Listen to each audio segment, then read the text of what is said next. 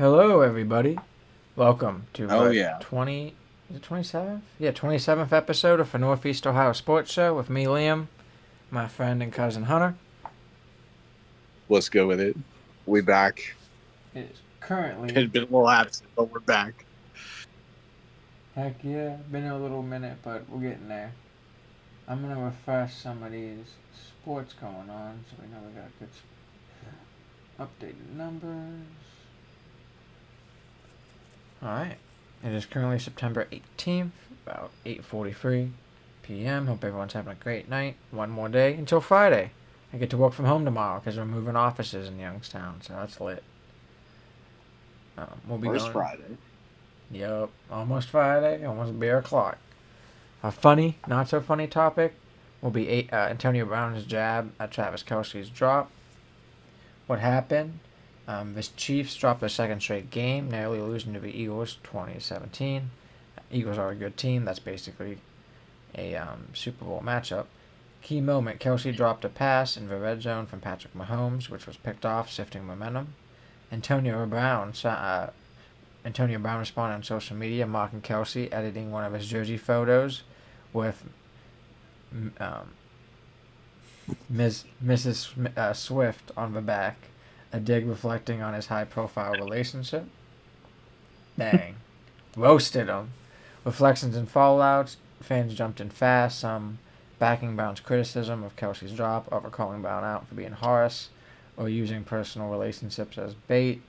Kelsey hasn't responded directly, choosing to stay out of a social media firestorm. And someone who makes Cracker of the Year, AB, you don't want to start beef with him because then you will be Cracker of the Year. And I wouldn't want to be Cracker of the Year personally. But I don't know. Depends. Um, Quite the award analysis. show. Oh, sorry, you can talk. Quite the award show. The CTESPN Awards. I don't think Travis Kelsey is gonna be able to make it there. Won't be able to make it. It's not in his budget. I don't know if you saw, but there was something how like under prenup, his prenup was like 72 million or something, and hers was like multi billions. Did you see that? I did see that. I bet that prenup was as thick as a Game of Thrones book. Yep. And it's 2 pages for him, and 4 pages. You know what I mean? It's like nothing. So He's his got his money's Chiefs money, and that's about it. yeah, his money's 70 to 90 million. Hers is 1.6 billion. Quite the gap. Quite, but like I don't know. Help Kelsey out. You know what I'm saying?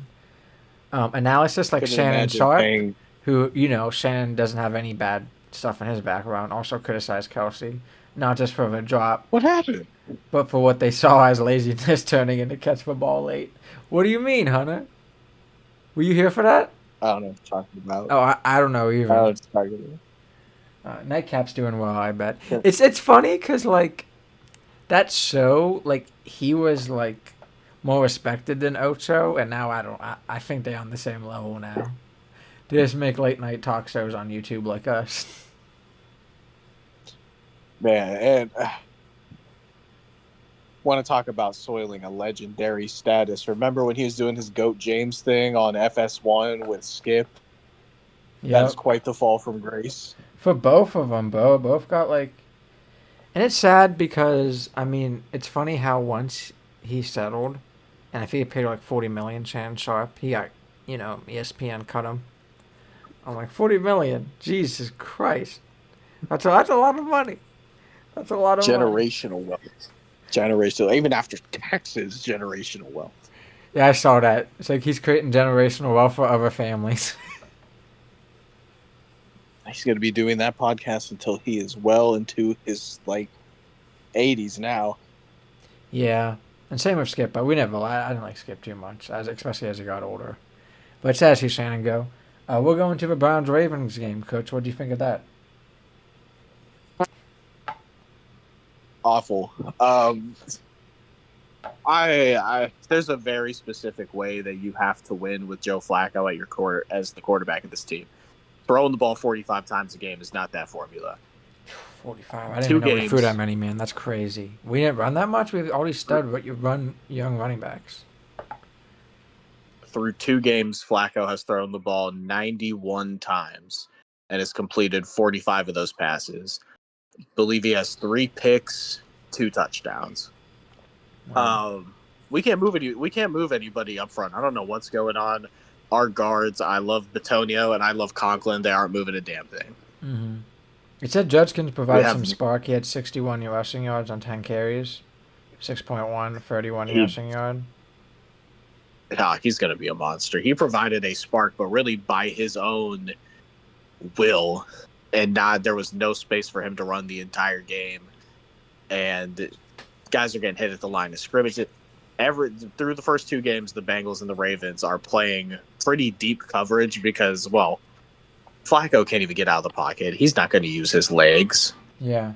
So if you're able to play deep, you are able to cover and only give up the throws underneath. Mm-hmm. And if you're going to be throwing these passes underneath, if you want to gain any yardage, you're going to have to break tackles. It's not a winning formula. Agreed. That's why this team got smacked around. Yeah, and this poor 25 out of defense, 45 is horrible. It's so bad. And this defense is so good. They held Derrick Henry, I think, to 22 yards. Yeah. They held Lamar Jackson rushing-wise to, I think, 12. That's unheard of.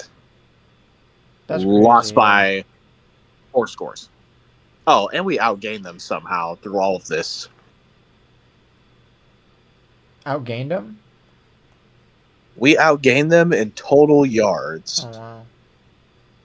for the game. Mm-hmm. And honestly, it's 20-10, 5 minutes left in the third quarter, and you still have an opportunity to get back in the game, and we just look sluggish. I didn't know I think, Gabriel played later in the game.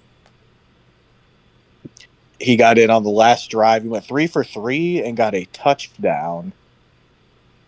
Just Did look Tillman? pretty good in a very... To Dylan Sampson. Oh, wow. Okay. Rookie. Yeah. That's interesting. Oh, next game's Green Bay. Oh, is it? Yes, it is Green Bay.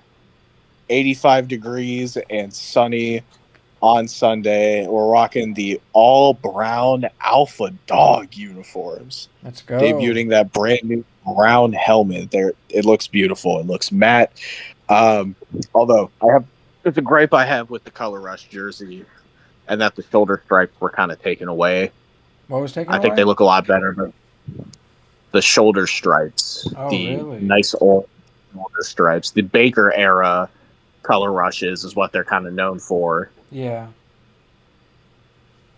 Oh, yeah, these But are nonetheless, interesting. they look good. They look. Wearing a heat-absorbing uniform in 85-degree heat is going to be interesting to see. All brown, baby. We're going to look good. Like our performance. Shit. So yeah, Judkins needs more and more carries. We just need to move somebody up front. Yeah, and if Flacco's not doing well, maybe it is time to get rid of him. I mean, let's be honest. We got all these rookies and backups. Maybe just take some shots. It's early, but, like, we thought he was going to do better. Maybe give him a little bit more time. But if he's not doing well by week 5 or 6 and we're fucking 0-6, we have to do something.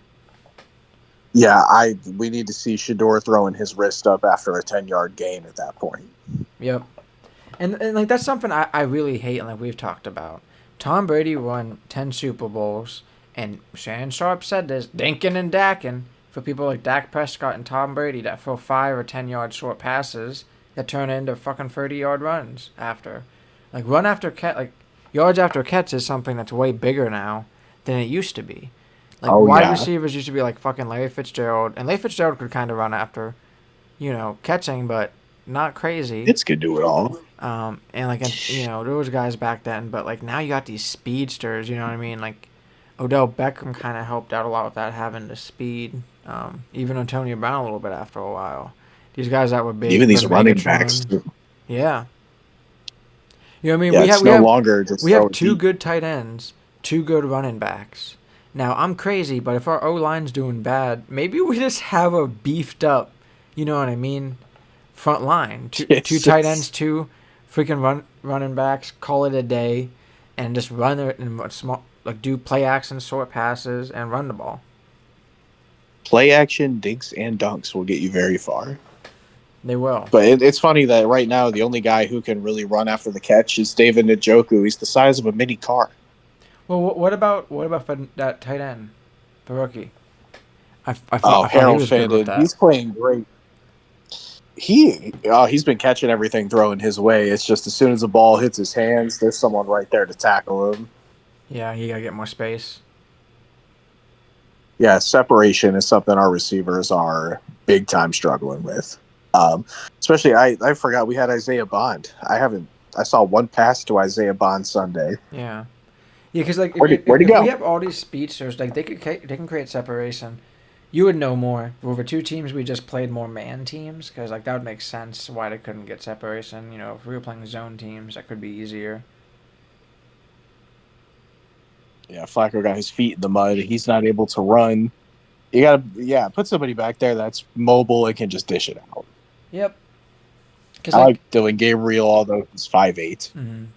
like to me, like if Tom Brady was so good at doing that, imagine someone who's mobile because now they could escape. So like if the worst comes to worst, they could escape. It puts their body on the line. But if they know how to slide, they'll be alright. I mean, look at how Baker's been doing it. So I don't know. Browns have been pooping it up. I don't think they'll win this weekend because the Packers are 2-0.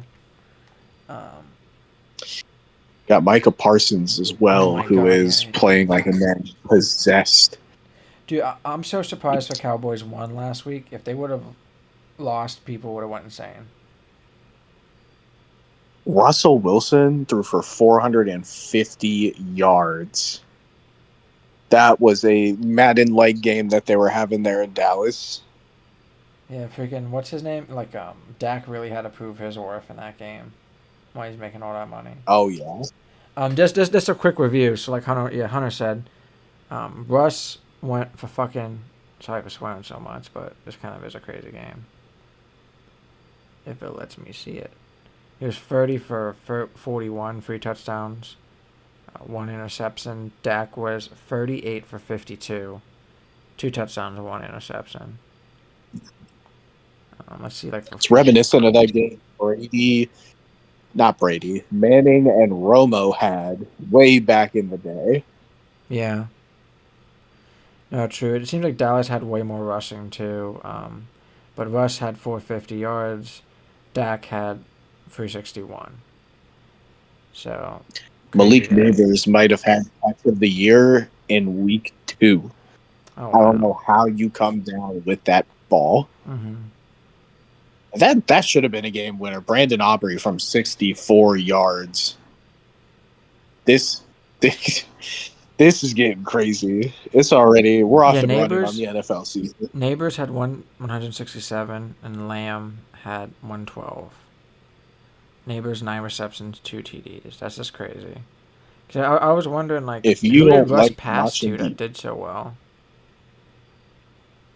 Wan'Dale Robinson and Malik Neighbors. 142 for Wan'Dale. Darius Slayton got 61. Tyrone Tracy Jr. 36. Theo Johnson 34. Cam Skibbo 14. That's crazy. One thing me and Hunter were talking about before this show was Joe Shiesty. Joe Burrow hurt his big toe. He is now out. 3 months minimum. In a year where it felt like they had to get back to the playoffs. It's and I know that they started 2-0. They're going to start 3-0. They play the Vikings, who are starting Carson Wentz. But it's going to be a brutal year for them. Who knows? If they can hover around 500 and Burrow comes back and magically that toe is fine, you never know. But turf toe is hard to come back from for the next season, let alone coming back in the same year and having to do it. First of all, the O-line's not going to get better when he comes back. Nope. They're still young and bad. If I were him, I would just sit this one out. I mean, it still could be a Super Bowl year, Cap, but, you know, it won't be. Don't forget. I would be floored. For the fans out there, we have the NFL scores above us right now. Buffalo is leading 14-7. They have football with about 12 minutes left in the second. On Prime Video, we also have the other matchups for the NFL above us. Below, we have the NFL, some WNBA, and some MLB happening right now. And then we also have the F1, which free I'll practice time say starts in 7.5 hours. Amazon must have put in a huge complaint to the NFL about the Thursday night games they were getting because this year's slate is stacked. Yeah, I bet they were making good money off of them. I mean, I was watching these a decent amount. You can watch it for free on Twitch, which they make some ad revenue on, and they have ads on here anyway, and people pay for Prime, so I bet you're right. And like Yeah. it's been what 3 or 4 years of this. They kind of deserve it by now. Yeah, they were getting some stinker games there for a while, but they opened up with Tommy's Packers. They get Bills Dolphins. Next week they get Cards Seahawks. That'll be good. After that, Niners Rams. Like they probably went to the NFL and said, "You got to give us some decent games this year." Well, like you remember growing up, the best games were Monday night and Thursday night. Sunday nights would be So best times. decent, but there would be some stinkers, and you would have some stinkers on Friday, on the Monday nights. But the Thursday nights will always heat. Just bad teams going at it in instant classics. Browns, by the way, I think are 5-0 in their last 5 Thursday night football games. We have 0 this year. They're dogging us. They don't want us to win. It's a conspiracy, man. They're tired of putting us in prime time. They flexed us out of Sunday night football last year. Rightfully so. Yep. I'm trying to see if there's any other good matches. We got for Rams and Eagles, both teams 2-2, Sunday at 1. Raiders Commanders NFC 1-1. Preview potentially. Cardinals 49ers, Sunday at 4, both 2-0. And the Monday night games, Lions Ravens, both games 1-1. Sunday night games, Chiefs and Giants, both 0-2. And how Russ has been playing, oh man, it actually might be crazy for Patrick Mahomes and Kermit boy. Let Russ cook. I can't believe that's the Sunday night game. Any of our NFL takes before we go to the next topic?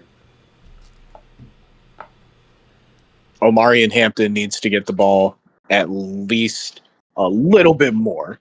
John Harbaugh. All right. Our next topic's NASCAR. NASCAR playoffs still going through. I believe we just had our third race or second race in the playoffs. Yeah. Bell ended up winning. Hamlin had pole. And we got New Hampshire coming up this weekend. The last race was for Bass Pro Shops night race at Bristol. Playoffs round of 16. It was at 7:30 prime time on Saturday night. Pretty good race to watch. Kristen Bell, it's a short track, a lot of lefts though, like less than a mile. Kristen Bell finally broke his winless streak since March by snagging a win at Bristol Motor Speedway. He passed the leaders in a 4-lap sprint after a late restart and edged out Brad Keselowski by 0.343 seconds. Team performance. Just win on. Basically stuck his tongue out like Lightning McQueen. Legendary. Joe Gibbs Racing swept for round of 16. Bell joining Hamlin and Briscoe as winners in that stage. Elimination and drama. Drivers like Alex Bowman, SVG, Austin Dillon, and Josh Berry were knocked out in the round of 16. It's poor for Alex Bowman because he was actually looking very well for a race. SVG had a lot of wins this year too, so it's kind of crazy he couldn't make it in the 16. Tire wear, restarts, and cautions played big roles in shaking up the field last weekend. A funny and light moment when the race was tense, Ryan Blaney, GOAT, had a viral moment when his 4-year-old nephew, Bodie, accidentally hijacked the race radio during a caution lap, talking with him. So that's funny. Key takeaways and storylines, Bell's redemption, a big win for Christopher Bell, emotion and momentum, he needed this one. Hamlin's qualifying run, Denny Hamlin continues to dominate in qualifying. He nabbed his second straight pole, this time at Gateway in the earlier race, showing he's dialed in for speed even if race results have somewhat been elusive. and that'll happen sometimes if this how the races work, especially in short tracks. Playoff cutthroats, the elimination of several playoff drivers at Bristol, underscores how brutal this format is. Small mistakes, bad luck, or just having worse strategy can end your season. And people crashing. Cautions. What's next for round of 12 in New Hampshire? The next race of round of 12 starts Sunday, September 21st. This Sunday at New Hampshire Motor Speedway. Short track, high stakes, track history. Did I say time on that? Let me look up the time for this.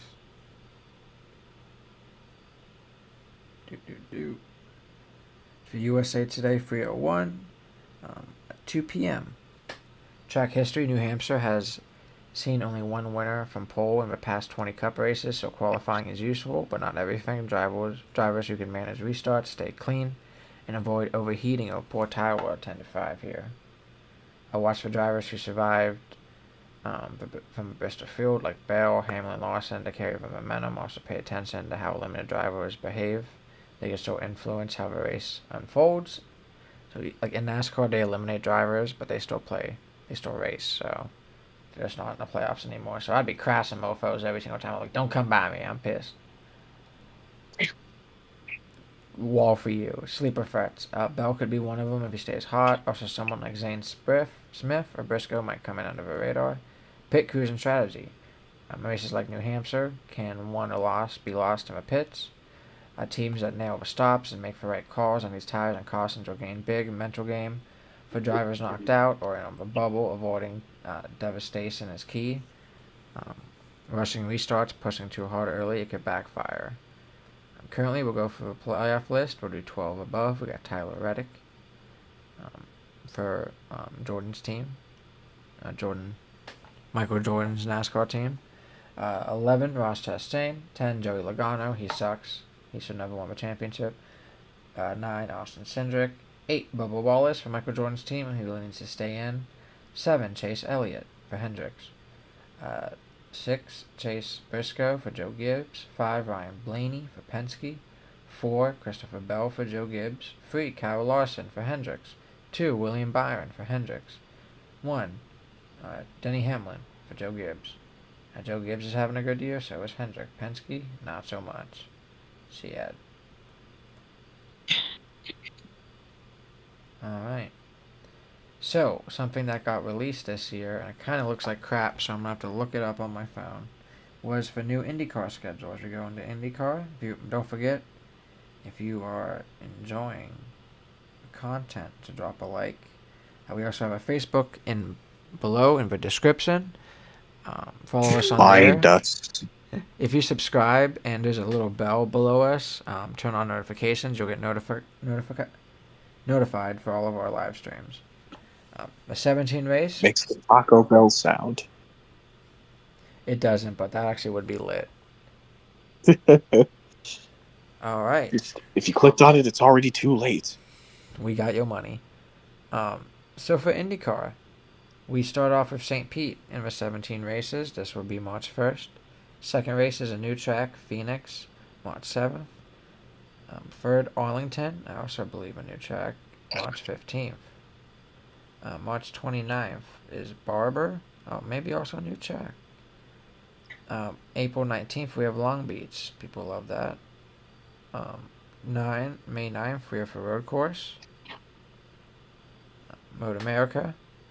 7th, we have the Indianapolis 500th on May 24th. Oh, my bad. The road course is the Indy road course on May 9th. Then, on the weekend after that, we have qualifications for the Indy 500. And on May 24th next year, we'll have 110th Indianapolis 500 on the 250th year of America. I'm going to be there again, and I'm going to get hammered drunk again and be a hick for a day. Rolling deep. Rolling deep. There you go, fast and lift there. It's a good time. If you can get tickets from like their website, it's only $100, so it's actually kind of not too bad. It's just getting someone to drive you there, because getting like infield parking is expensive. Whew. Ain't it? But like I'm pretty sure I saw people last year that didn't even have tickets. They just got infield parking and just cooked and got hammered the entire time and still watched the race. So it's a good time. It's what tailgating's all about. You don't even go into the game. Nope. I'm like, that's crazy. I mean, I guess that's what's nice about NASCAR and like racing and IndyCar, that when it's an oval, you could party inside of it and still watch the race. Like you can't. I mean, they kind of let you party in Vegas like that at their new NFL stadium with those like sideline club seats, but like not many sports you could do that. Sideline club seats. Oh yeah. Um, That's the thing with the Muni lot for Cleveland. You're having such a good time tailgating, you didn't realize it's halfway through the first quarter. You got to get to your seats.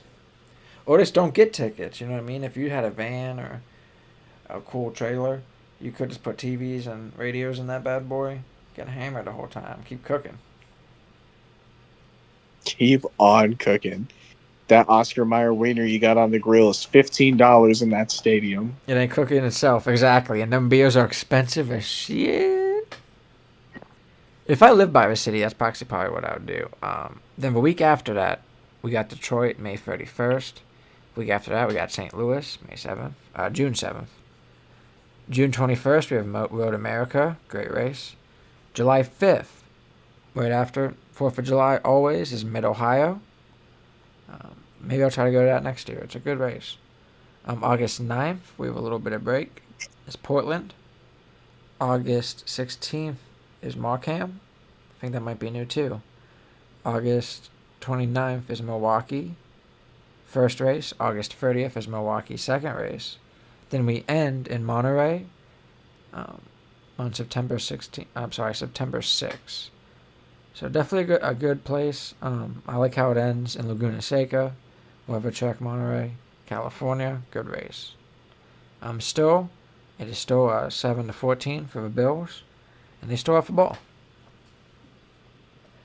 That'll be it for IndyCar because we're still on the off season. Today, though, breaking news was that David Malukas, who used to race for, I believe, Arrow or maybe in a different team, signed with Team Penske. He was a young driver who got pole sometimes, drove really fast this year with Team Penske losing more power. He'll be driving the 12 car.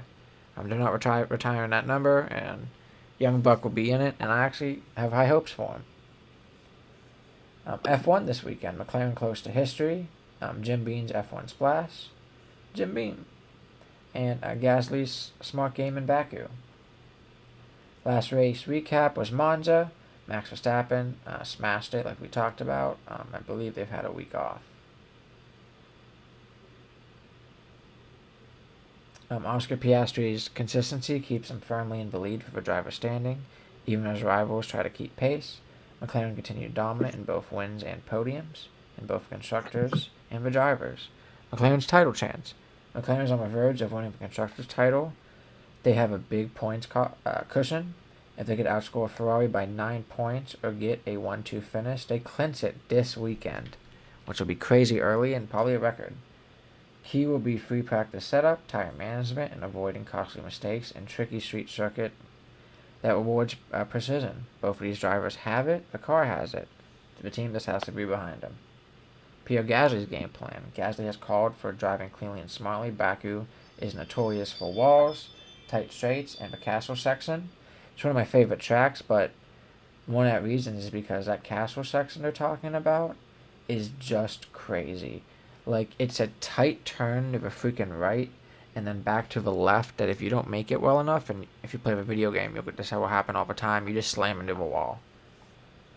His teammate, Franco Colapinto, is also under pressure to score points, especially after shaky outings. Baku could be a place to bounce back. He seems to do well in the fast tracks as well. Off track, Cadillac and Jim Beam. A fun one.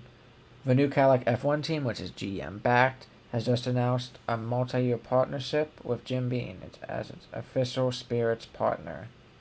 Like me some Jim Beam. Wait, I never knew. It's actually BEAM.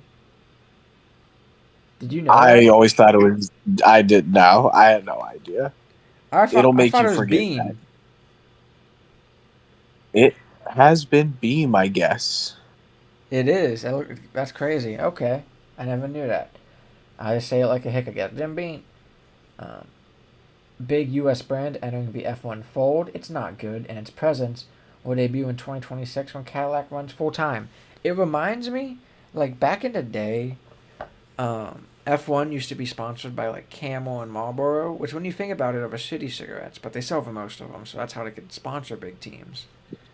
Um, but there was also like Johnny Walker was a really popular F1 team, but that's a decent Scotch.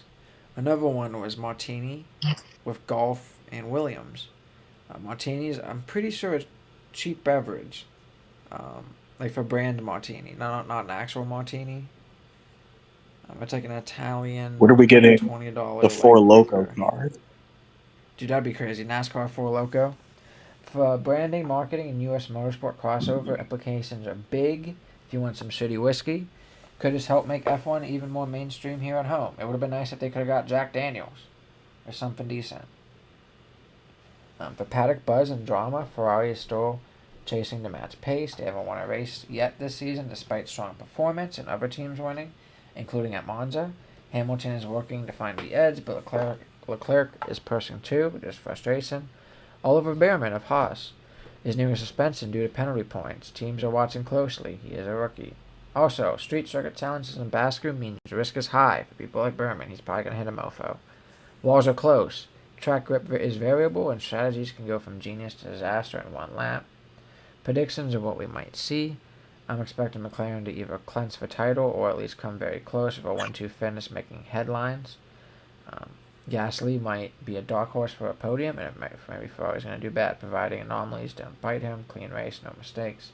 Verstappen is dangerous as always, especially on these tight tracks. He'll push. Could see Red Bull fighting back, especially if Ferrari and McLaren stutter. And we've seen that Red Bull's kind of only good at fast tracks, and this has some fast areas, but it's not the fastest. It's not Vegas. It's not Monza. So it would be interesting to see what happens, but Max is good. Other storylines. Watch for rookie, lesser discussed drivers like Colapinto, Hadjar, and midfield upswing from teams like Sauber Alpine. Now we're going into the Guardians, one of our last topics. Since last Thursday, we beat the Royals last Thursday 3-2. Then we swept the White Sox. We beat them. We've been going crazy. 9 out of the last 10. We won today too. Came back. White Sox, we won last Friday 4-0. Saturday 3-1. Sunday 3-2. This Tuesday, we beat Detroit 7-5. And I think we won today 4-2 if I'm not mistaken, Hunter. We did win today. We are creeping up on that wild card spot. Yep, I was looking at it today. Let me find it again for the squad. Make sure you drop a like if you're enjoying the content. 3-1 is what we won. And we are currently 10 games above 500 at 81 and 71. The standings are Central. Detroit's leading at 85 and 68. We are 81 and 71. But if you look at the wild card, we have New York because they're not leading their division with 85 wins. We have Houston with 84 wins. And Boston at 83. Boston's at 0. New York's 2.5 games ahead. Houston's 1 game ahead. Cleveland's at 1.5 games behind. And Texas is at 4 games behind, who's below us. And Kansas City is at 7 games behind. And Tampa Bay at 8 games behind. We haven't clinched yet, but we have a lot of people getting eliminated. Go on, Kurt. Sorry. Not bad. Yep, we have Baltimore, the Athletics, the Angels, Minnesota, and Chicago getting eliminated in the American League. In the National League, we have Chicago clinching the wild card at 88 wins. We have Pittsburgh, Washington, and Colorado getting eliminated. We've just been going crazy. Tanner Bybee's first complete game shutout, 2 hit shutout, 10 strikeouts, no walks. Cleveland's first full shutout since 2019. Offensively, we have contributions coming from people like David Fry, Angel Martinez, Austin Hedges, which is crazy. It's nice to see him develop. Nolan Jones. All 4 came with 2 outs. All 4 runs came with 2 outs. My bad. Come back in Kansas City in a series win in a tight game versus the Royals. Rookie C.J. Kifus is just doing great.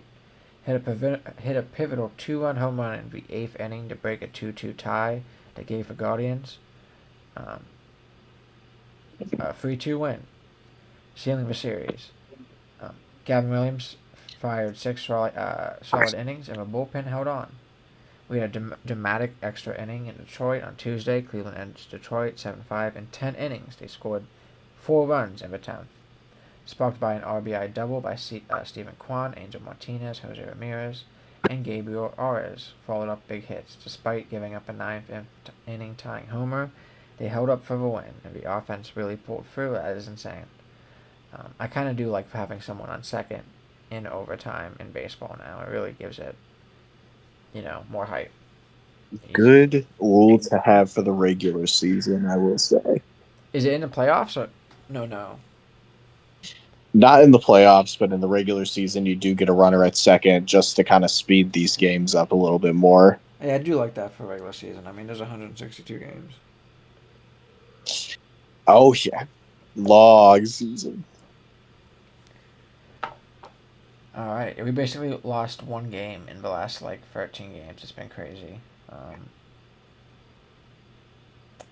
Like I said, standout players have been Finally Tanner got a Bybee, group. Ramirez, Stephen Kwan, Arias. Kaifas has been playing crazy. Cade Smith. Injuries. Travis Bazanera is likely out for a season due to an oblique. Lane Thomas might require foot surgery. The team has suffered a starting rotation as the finish line approaches, which is smart. They got computers now; they can do that. You know what I mean? They're smart with how changing these rotations out to keep them healthy for the playoffs if need be. Just whittled it.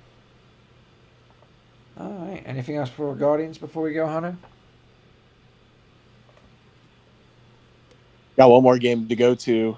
Real nervous. Oh, Haven't fun. seen them won a single game this year.